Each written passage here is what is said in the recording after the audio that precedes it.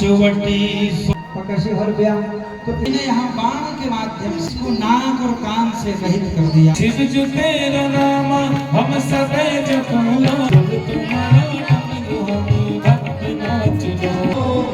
शिव जो तेरा नाम आप भी आएगा भंडारा खाने, आपको सादर आमंत्रित करते हैं हम।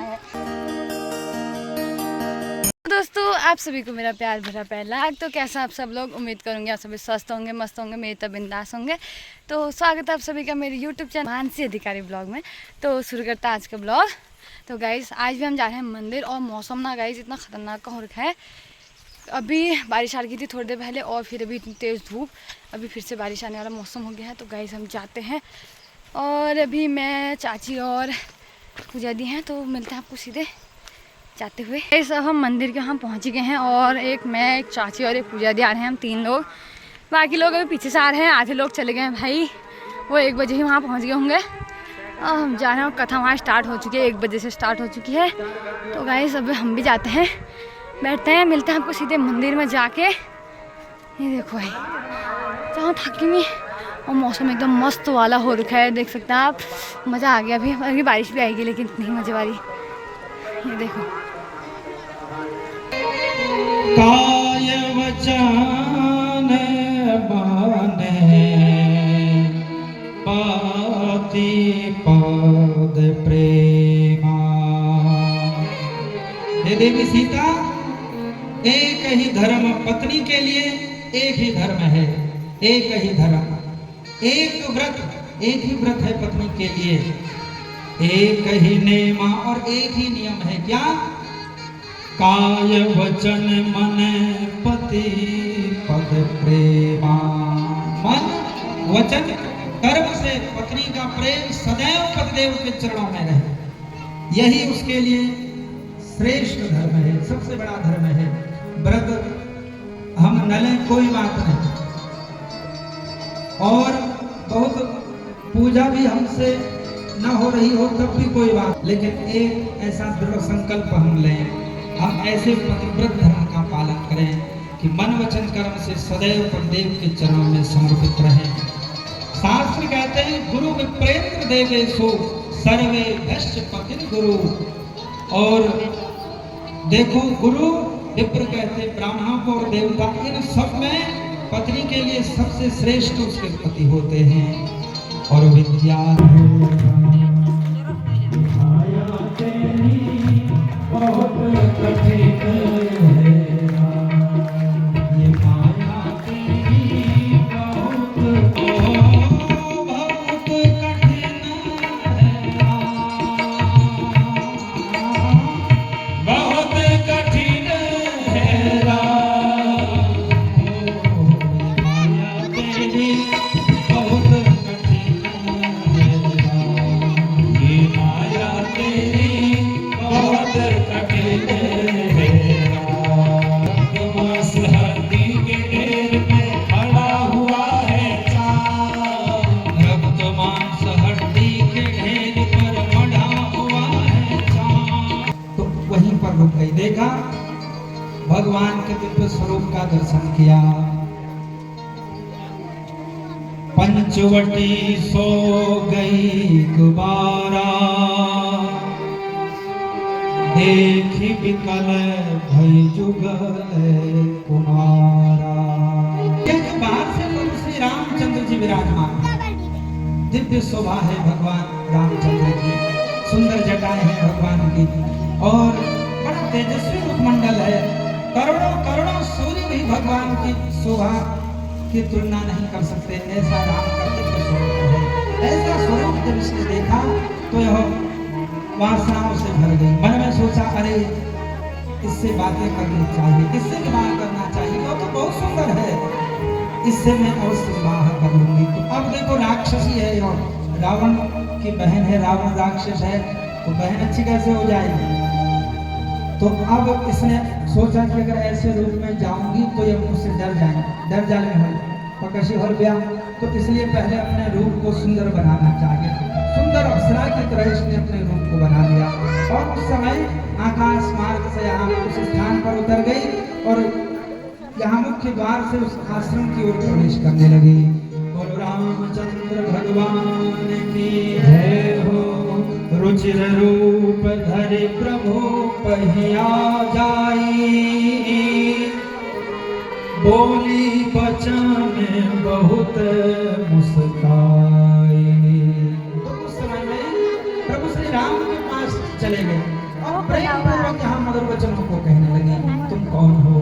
तुम तो बहुत सुंदर हो, मैंने आज तक आप जैसा सुंदर पुरुष नहीं देखा। और यहाँ तुम कब से रहते? मैं तो कई बार यहाँ से इधर कदर जाते रहती हूँ, लेकिन मैंने आज तक इधर तुमको पूछा, तुम कहाँ गए? अच्छा बता। बहुत ही सुंदर हो आप, आज तो भगवान ने बड़ी कृपा करी है जो हम दोनों को मिला दिया। प्रभु श्री राम ने अपना समस्त परिचय दिया। मैं अयोध्या के राजा हैं श्रीमान दशरथ जी महाराज, उनका मैं पुत्र हूँ। 14 वर्षों का वनवास मिला है। यहाँ पत्नी सीता और भैया लक्ष्मण के सहित आया हुआ हूँ। पंचवटी की दिव्य शोभा को मैंने देखा तो मन में विचार किया कुछ समय यहीं विश्राम करना चाहिए। तो अब यह जब इसने परिचय सुना तो मैं तुमसे सत्य कहती हूँ, तुम सम पुरुष नमो सम नारी, यह संजोग कही प्रभु बाता, कहीं कुमार मोरे लघु भ्राता। अब देखो यहाँ भगवान श्री रामचंद्र जी ने कहा, देखो मेरे साथ तो जो सीता है, मैं तो विवाह कर नहीं सकता। मैंने संकल्प लिया है कि मैं एक पत्नी व्रती रहूंगा, एक पत्नी को धारण करूंगा। लेकिन अहें कुमार मोर लघु भ्राता, यह कुमार जो है मेरे छोटे भैया हैं, इनसे तो विवाह करूं। कुमार उसको कहा जाता है जिसका विवाह न हुआ। तो राम तो भगवान है, क्या उन्होंने झूठ बोला?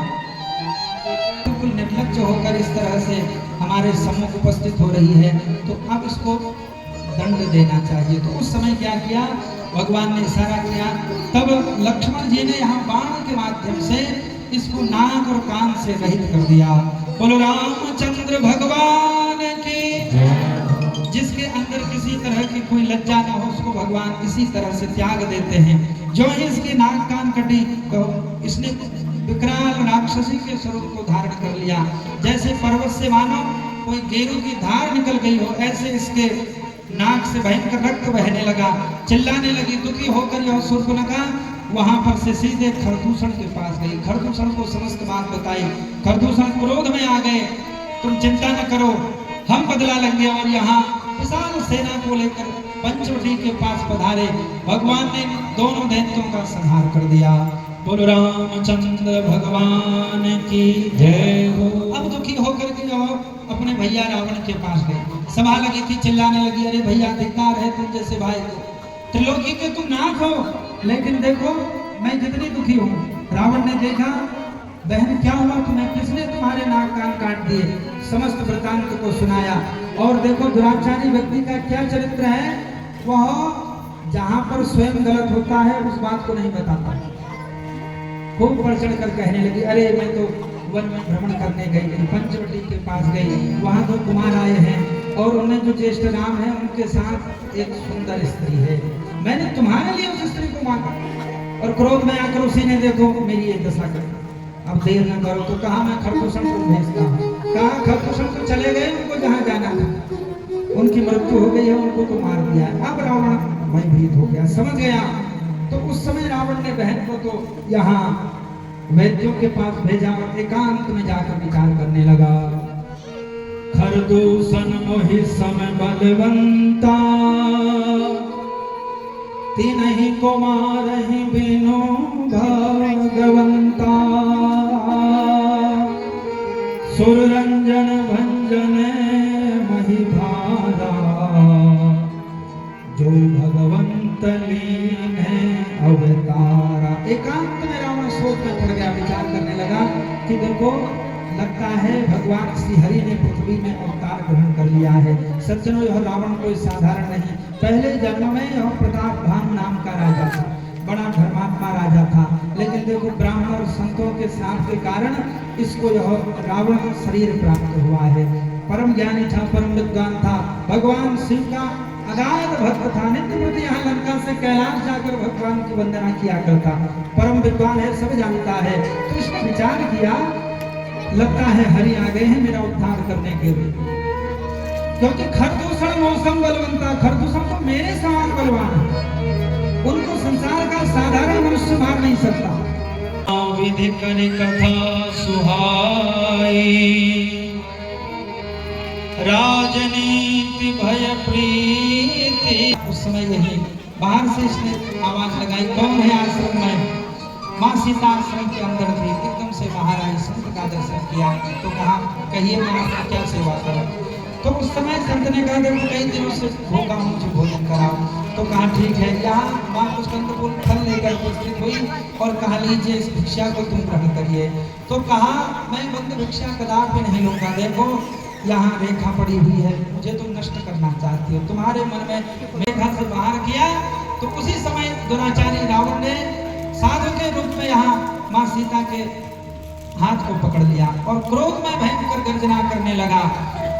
माँ भयभीत हो गई, इसने अपने निज स्वरूप को बना लिया, रावण के रूप में परिवर्तित हो गया, कांपने लगी माँ।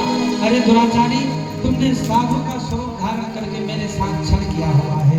क्रोध में आ गई माँ सीता, बार बार इससे बचने का प्रयास करती है, लेकिन आने लगा और यहाँ बलपूर्वक इसने माँ सीता को रथ में बिठा लिया, पुष्प विमान पर, और इस तरह से यह प्रसन्न चित्त होकर यहाँ आकाश मार्ग से जाने लगा। तो राम तेरी गंगा हो गई, पापियों के पाप धोते धोते। दुखियारी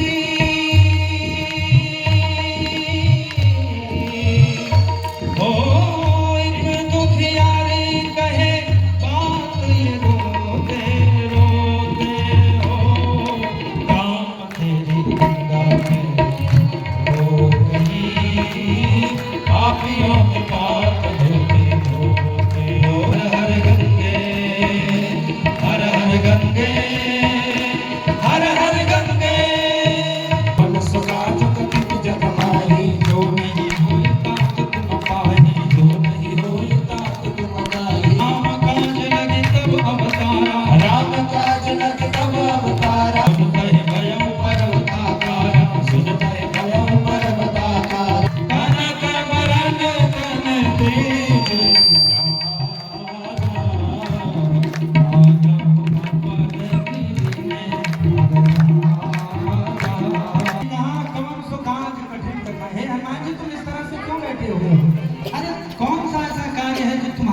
कठिन है, तुम नहीं कर सकते हो।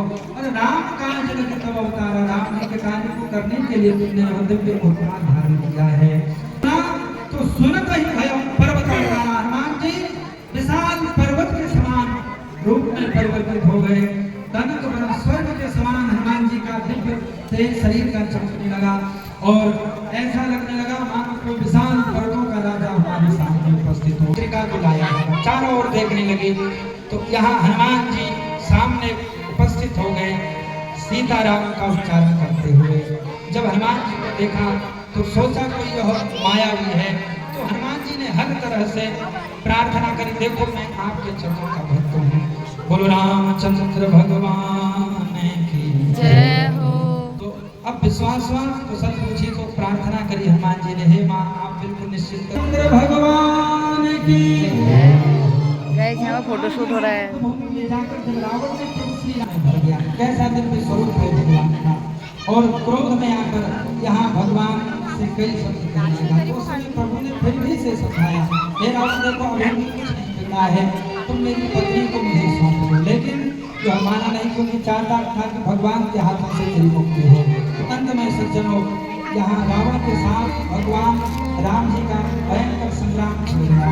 समस्त देवताओं को जिस दैत्य ने पराजित कर दिया था, आज देवता भी देवलोक से दृश्य को देख रहे हैं, सब भयभीत हैं, कंपित हैं, कहीं यह रावण कोई कष्ट नहीं दे हमारे राम जी को। कई समझते तो चला भगवान इसका बाण छोड़ते, लेकिन वह मरता नहीं है, जितनी बार मारते कई माया भगवान को दिखाने लगा। प्रभु बड़े दुखी हुए तो उस समय में विभीषण ने भेद को खोला, कहा इसके नाभि में अमृत कुंड है, जब तक वह नहीं सूखेगा इसकी मृत्यु नहीं होगी। तो इस तरह से भगवान ने इसके नाभि के अमृत कुंड को सोखा और यहाँ क्रमशः 10 बाण छोड़े हैं, एक एक करके इसके समस्त शरीर पर वह लगने लगे और राम जी के दिव्य नाम का उच्चारण करते हुए दुराचारी रावण ने अपने शरीर का त्याग कर दिया। बोलो रामचंद्र भगवान की जय हो।